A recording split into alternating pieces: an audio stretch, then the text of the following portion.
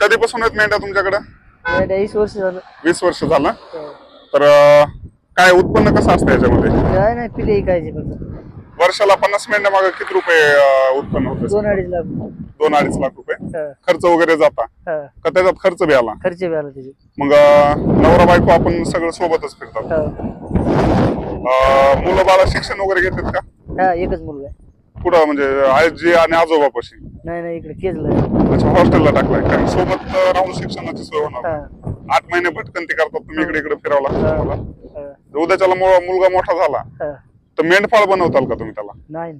मेंढपाळ नाहीत बनवणार. हा, आता आमदाराचं पोरग आमदार बनवतंय, हा. कीर्तनकाराचं पोरग पोराला कीर्तनकार बनवतंय. हा. तुम्ही पोराला मेंढपाळ का नाही बनवणार? हा.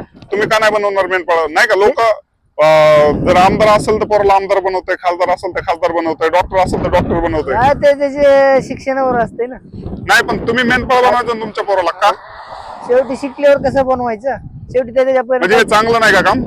मेंढ्या सांभाळणं चांगलं नाही म्हणून तो म्हणाले ना. अच्छा, चांगलं नाही कारण परवडत नाही. 2-2.5 लाख रुपये तर इथे एक महिन्याला लोक कमवतात, हा, जास्त कमवतात त्याच्यापेक्षा. हा, आपल्याला फक्त लेकरा बाळाच्या शिक्षणासाठी हा, असं उघड्यावर संसार मांडावा लागतोय हा. आणि ही परेशानी बघणं सोपं काम नाही. हा.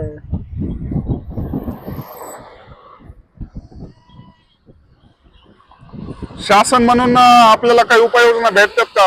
काहीच नाही. काहीच भेटत नाही आपल्याला.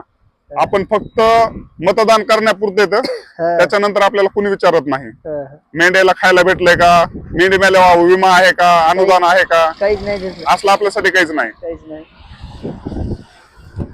लाजिरवाणी गोष्ट आहे. आपण आज लोकशाहीमध्ये हा, टॅक्स वगैरे सगळ्या गोष्टी तर आपल्याकडून वसूल केल्या जातात, हा, पण आपल्या मेंढपाळ बांधवांसाठी एक समाज म्हणून काहीच कोणत्याच विशेष तरतुदी नाहीत. हा.